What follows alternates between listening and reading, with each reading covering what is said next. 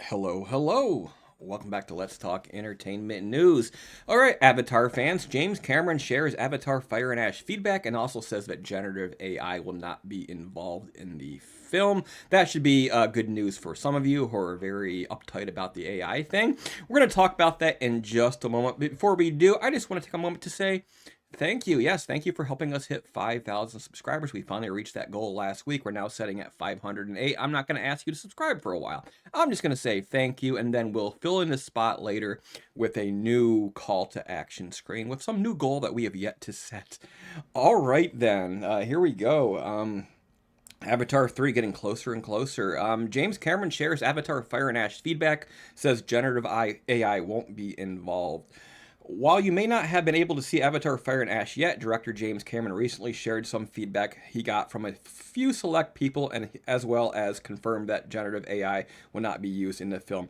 I like to think that he invited like George Lucas, Steven Spielberg, Ridley Scott, and a whole bunch of people over and they had popcorn and expensive champagne and watched Avatar 3 without us. But here we go. What feedback did Cameron reveal about Avatar Fire and Ash?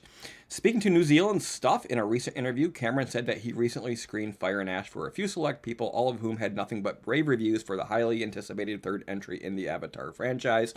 Okay, so, I mean, I have no doubt the film's going to be pretty good, but you can't take it too seriously. I don't think he's going to tell you if they say it sucks. And I also don't think anyone's going to tell James Cameron that his movie sucks. That's just how the world works. People have tact. A few people have tact. I've shown it to a few select people, and the feedback has been it's definitely the most emotional and maybe the best of the three so far. We'll find out, but I feel pretty good about it, and the work is exceptional from the actors. It's pretty heart-wrenching in a good way.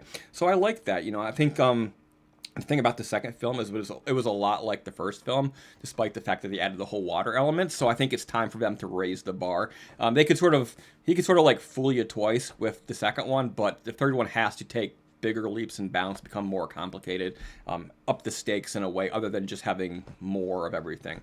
So I think that's good news that it's more emotional, more complex.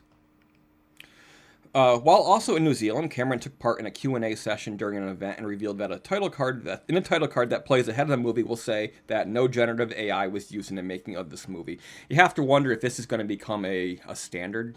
Is this the first of hopefully many where films sort of reveal ahead of time, or will it be sort of a curiosity looking back in the future when everybody sort of loses their fear of AI and their dismissal of AI and sort of like nobody ever puts that message because it doesn't matter to them.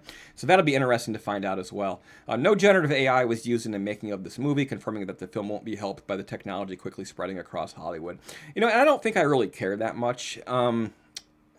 I mean, yes, there's certain ways, and you certainly wouldn't want to use generative AI. But for instance, he's already got 2 films in this franchise, and all the artists working with him who created that, they could plug their art, their film into the generative AI model and use it to generate animatics and the like to help themselves in their process of making the film. So I think there's clearly legitimate ways in which you could use generative AI in filmmaking, especially behind the scenes, that shouldn't be as controversial as AI has become. So, Avatar Fire and Ash is once again directed by James Cameron, who co-wrote the screenplay with Rick Jaffa and Amanda Silver. The ensemble cast includes returning stars Sam Worthington, Zoe Saldana, Sigourney Weaver, Stephen Lang, Giovanni Ribisi, Kate Winslet, Cliff Curtis, and Joel David Moore, Trinity Joe Lee Bliss, Jack Champion, and Bailey Bass, Edie Falco, and more. So yeah, I'm getting mildly more excited about this. It's sort of sneaking up on us.